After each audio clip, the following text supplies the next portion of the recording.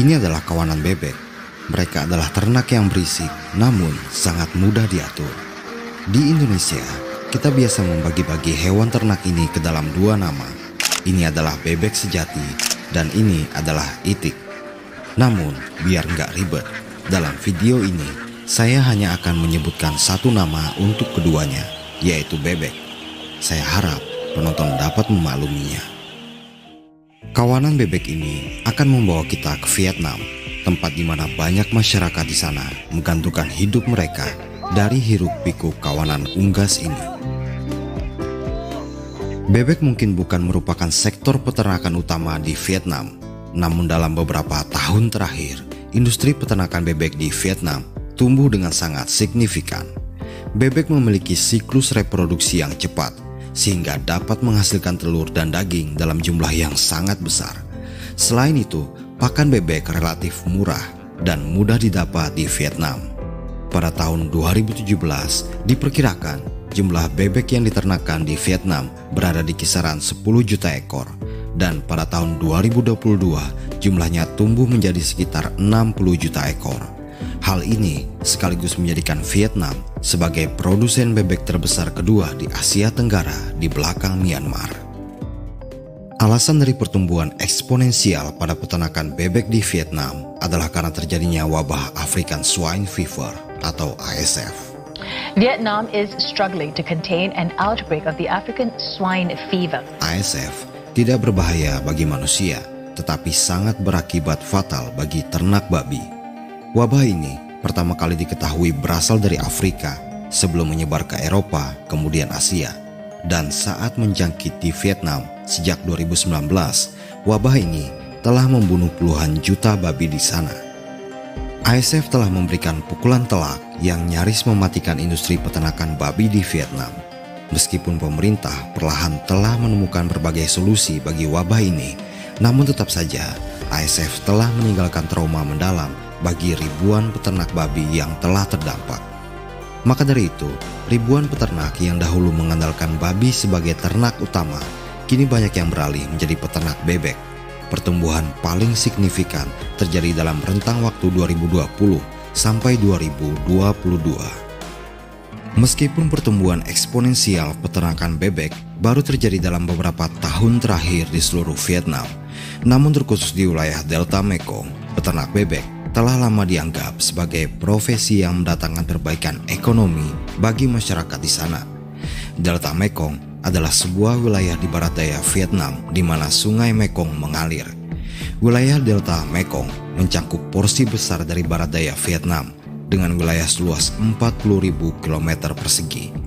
Pada tahun 2022, Delta Mekong memiliki kira-kira 40% dari seluruh populasi bebek di Vietnam. Jumlahnya berada pada kisaran 24 juta ekor. Melihat tingginya minat dan antusiasme masyarakat Vietnam untuk beternak bebek, maka pada Maret 2021, pemerintah Vietnam menyetujui strategi pengembangan peternakan bebek untuk periode 2022 sampai 2030 dengan visi hingga 2045. Strategi ini bertujuan mempromosikan keunggulan kawasan ekologis guna pengembangan peternakan bebek secara komprehensif. Ini bertujuan untuk mengembangkan rantai nilai, meningkatkan nilai tambah, memastikan keamanan hayati dan keamanan pangan, serta memenuhi permintaan pasar dalam dan luar negeri. Pada saat yang sama, peternakan bebek juga diharapkan dapat menciptakan lapangan kerja bagi para buruh dan meningkatkan sumber pendapatan bagi masyarakat. Seperti yang saya sebutkan sebelumnya, bahwa pada tahun 2022, jumlah bebek di Vietnam mencapai 60 juta ekor. 55% dari jumlah itu merupakan bebek dari ras petelur, dan 45% sisanya merupakan ras pedaging. Ras bebek petelur di Vietnam didominasi oleh ras bebek Cina dan ras domestik, di mana rata-rata satu bebek betina dapat bertelur antara 120 hingga 180 butir per tahun. Sementara untuk ras pedaging didominasi oleh bebek white Pekin atau di Indonesia lebih dikenal sebagai bebek Peking. Terutama di daerah pesisir, peternak bebek biasanya mengkombinasikan sistem peternakan mereka dengan metode penggembalaan. Bebek biasanya dipelihara di penangkaran di tepi sungai atau kanal, di mana bebek akan dilepas untuk berenang dan mencari makan di kolam, area persawahan, sungai, atau saluran irigasi. Makanan utama mereka adalah nasi, dedak, atau remis. Sementara untuk metode yang lebih modern, ternak bebek, terutama bebek pedaging, benar-benar dibudidayakan secara intensif dalam kandang yang menggunakan teknologi untuk level industri. Di sisi lain, peternakan bebek tradisional masih dan mulai banyak ditemui di pedesaan Vietnam. Peternakan ini biasanya lebih kecil dalam hal skala dan menggunakan metode yang lebih sederhana. Bebek biasanya dipelihara di lahan terbuka atau di sekitar sawah, dan pakan yang digunakan juga bersumber dari lingkungan sekitar.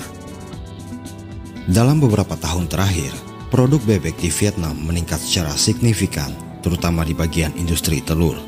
Pada tahun 2022, Vietnam memproduksi sekitar 4,8 miliar butir telur bebek, dan Provinsi Dong Tap menjadi penyumbang telur bebek terbesar dengan sekitar 850 juta butir telur. Meningkatnya produksi telur membuat dinas terkait harus memutar otak agar distribusi telur tidak terpusat di satu wilayah, sehingga harga telur bebek bisa terus stabil.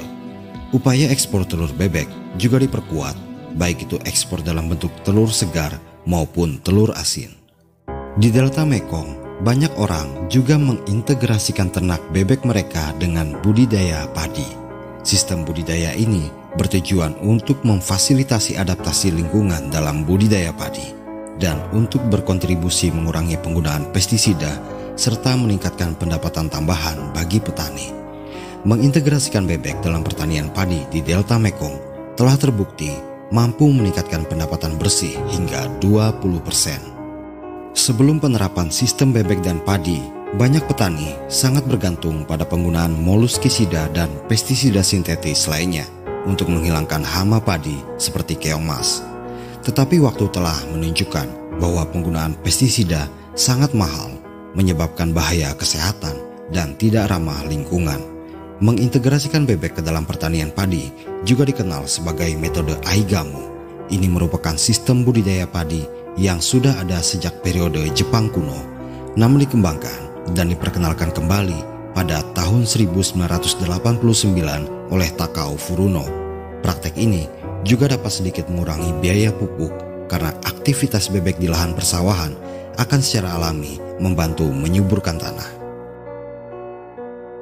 Dalam sistem ini, para petani biasanya akan memasukkan bebek saat padi berusia minimal 2 minggu setelah tanam, atau saat vigor padi sudah cukup kuat dan lentur untuk menopang aktivitas kawanan bebek. Dan sistem ini akan terus dipertahankan sampai padi mendekati fase pembuahan. Setelah padi memasuki fase pembuahan, bebek tidak akan lagi dilepas liarkan di sawah. Jika dibiarkan, bebek justru bisa merugikan petani karena mereka akan memakan buah padi. Sebagai gantinya, bebek akan digembalakan di tempat lain seperti sungai atau kolam dan dikembalikan lagi ke sawah saat proses panen padi selesai. Bagaimana menurut Anda informasi tentang peternakan bebek di Vietnam dalam video ini? Kolom komentar video ini adalah sepenuhnya untuk penonton. Jadi tuliskan pendapat Anda di situ dan saya akan sangat senang untuk membacanya. Terima kasih karena sudah menyaksikan sampai bagian akhir video ini. Kita akan bertemu lagi di video berikutnya. Sampai jumpa.